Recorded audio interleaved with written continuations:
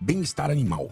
É o que importa ou importa a intenção? Richard Rasmussen fala sobre as ONGs e o pessoal da Fofofauna, que adora se apropriar da causa animal para benefício próprio. Eu tô cansado de gente que vive do problema. Richard ainda fala sobre como a causa animal arrecada votos, mesmo por pessoas que não ligam para animais e só estão enriquecendo às custas de gatos e cachorros abandonados. Grandes instituições arrecadam dinheiro, pegam cachorros, grandes caras esses famosos que aparecem hoje fazendo grandes atos de heroísmo, que eu acho que assim, eu não acho que é papel de um deputado federal chutar a porta de ninguém e filmar a si próprio. Eu acho isso no mínimo estranho, mas beleza. É populismo, é pra voto e adoram esse tipo de coisa, a gente vê cada vez mais isso acontecendo. Não esqueça de se inscrever no canal, ativar o sininho das notificações, deixar o seu gostei. Agora vamos pro corte. Vamos resolver o problema do nosso país de cães e gatos. Não vai ser coisa a curto prazo, médio e longo prazo, mas a gente tem que dar o primeiro passo, o primeiro degrau. Tá. Certo? Vamos ver. Então, primeira coisa, eu tô cansado de gente que vive do problema.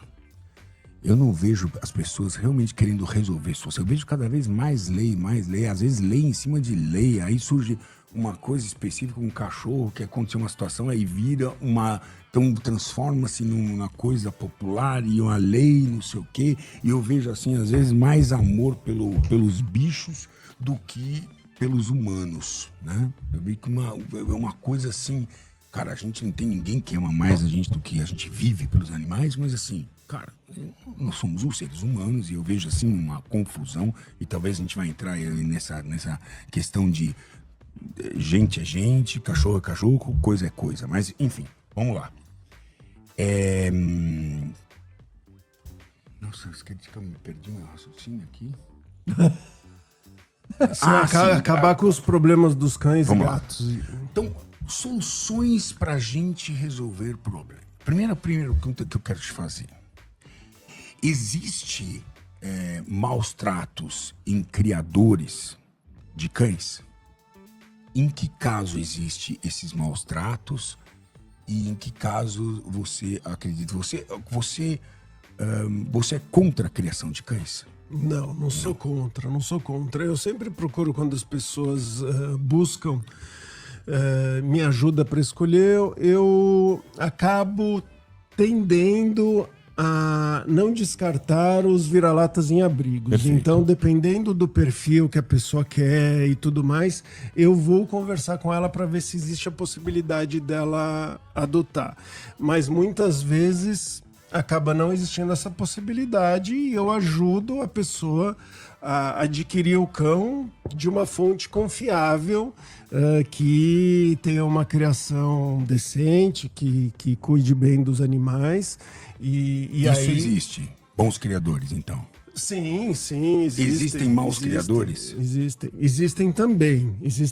Eu acho que quando a gente coloca criador tudo na mesma panela, aí você ferra os bons criadores, né? Porque cada vez mais os bons criadores acabam tendo que se esconder, porque eles acabam sendo perseguidos. E pelo fato deles aparecerem mais, eles acabam sendo alvos mais fáceis. Então eu acho que colocando todo mundo na mesma leva, você acaba fazendo com que a criação fique cada vez mais escondida.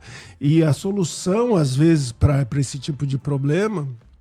Por exemplo, teve uma lei na Nova Zelândia que você não pode criar cachorros onde as pessoas não possam visitar. Porque o fato das pessoas poderem visitar, ir no canil, conhecer a criação, faz toda a diferença, né? Até mesmo, eu vou dar um exemplo aqui em zoológico, né? A gente tem os zoológicos que são, né, muitas pessoas falam mal e tudo mais, mas se você for nos zoológicos, na maioria dos lugares, e aí você me corrija se eu estiver errado, e você fala assim, o setor extra onde as pessoas costumam não visitar, e compara o bem-estar dos recintos onde as pessoas visitam versus da onde as pessoas não visitam. O setor extra normalmente não tem os mesmos cuidados. Por quê? Porque a visitação, ela acaba, de uma certa forma, mostrando o bem-estar dos animais. Perfeito. Então, a criação escondida, ela acaba sendo pior. Então, tem essa história assim, aqui os animais estão sendo expostos. Vamos dizer, cachorro. Normalmente, onde eles estão sendo expostos, eles geralmente estão sendo mais bem cuidados do que no fundo de uma garagem, num lugar onde ninguém vai lá ver, né? E às vezes o fato de estar sendo exposto, a pessoa olha aquilo e fala assim, ele está sendo exposto como uma mercadoria. As pessoas estão olhando lá e estão... Só que é mais fácil da gente garantir bons cuidados quando a gente tem mais olhos olhando. Mas sempre vai ter aquele cara mais louco que vai querer soltar todo mundo e vai querer fazer alguma coisa. E aí, às vezes, você acaba não podendo. Se você não tem uma lei que te protege, você acaba não podendo mostrar a sua criação, vamos dizer. Porque pode ir lá alguém e quebrar tudo e soltar os animais no meio da rua. Ótimo que você tocou nesse assunto. Existem boas organizações e protetores, existem maus protetores? Existem, mas eu diria que muitos são bem intencionados e acabam colocando. Tá. Beleza, peraí. De boa intenção, o inferno tá cheio, certo? Mas eu acho que tem a galera que é má intencionada também. O que eu pergunto, tem os mal intencionados sim, que estão ali só para arrecadar dinheiro. Mas eu digo o seguinte, bem-estar animal é o que importa ou importa a intenção? Olha, eu acho que é o bem-estar animal, né? O bem-estar animal. Agora, eu fico pensando ali na hora de você julgar uma pessoa... Se você não tem condições econômicas de dar boa alimentação e saúde para o animal, você deveria manter um animal ou não? Você não deveria manter, mas... Eu fico o seguinte, eu fico dividido, né? Quando a gente, por exemplo, tá nos abrigos e vê que o cachorro tá numa situação péssima ali no abrigo. E aí, alguém quer adotar, mas não tem a condição perfeita pro cachorro. E aí eu tendo a pensar qual que é o menos pior para aquele indivíduo. Continuar ali ou com uma família que não... Isso, então assim, né? Eu tava num abrigo outro dia, né? E do gelo, né? E aí tava falando, putz, mas é um cachorro tamanho labrador, tal, né? Não pode ser para qualquer pessoa. Ele falou assim, eu falo pra pessoa o seguinte, o espaço na sua casa é menor do que o canil dele, que ele tá hoje preso, que é um espaço pequeno, cheio de outros cachorros e tudo mais. Você está provando exatamente o que eu quero dizer. Veja, você prefere que esse cachorro saia daquele abrigo de qualquer maneira, por quê? Porque aquele abrigo não tem a condição necessária para manter aquele cachorro. Correto. Veja, o pau, na minha opinião, que bate em Francisco, bate em Chico também. O cachorro não sabe se ele está sendo adotado ou comprado. Não sabe. Pergunta para ele. Se ele te responder, tamo junto. Não sabe. Sim. Mas ele sabe se está sendo bem cuidado ou não. Ele sente isso. Não é um ser senciente e tudo mais e blá, blá, blá. Por que a gente não vê nenhum abrigo, e se você precisar de imagens e fotos, eu posso te fornecer várias, sendo chutado por um delegado, por um político, um deputado? Você não vê nenhum abrigo sendo chutado, enquanto que a gente vê canis que com certeza tinham que ser chutados mesmo. Não estou defendendo esses caras, eu também acho que tem que acabar esses caras, porque a gente só vê um lado. Então, assim, isso não parece muito tendencioso, onde realmente o bem-estar do animal não é o que realmente importa, e importa sim a intenção. Quer dizer, se uma intenção é boa, tá? Eu amo você, a intenção minha é boa, mas e com isso eu te bato todo dia para que você aprenda uma lição. Você acha que a minha boa intenção é mais importante do que o sofrimento que você está passando?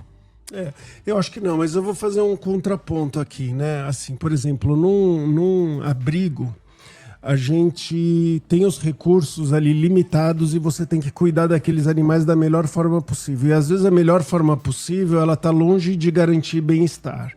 Então o que a gente pensa é o seguinte, eu não consigo, e aí qual que é a solução? Ficar na rua, ao invés de levar esse cachorro para dentro de um abrigo. Fazer com que ele seja feliz dentro da rua. Eu acho que vai pro abrigo o cachorro que está doente, fudido, precisa de coisa veterinária. Nós temos que dar apoio para esses abrigos financeiros, econômicos. Dinheiro tem e recursos tem, e a gente tem que organizar isso.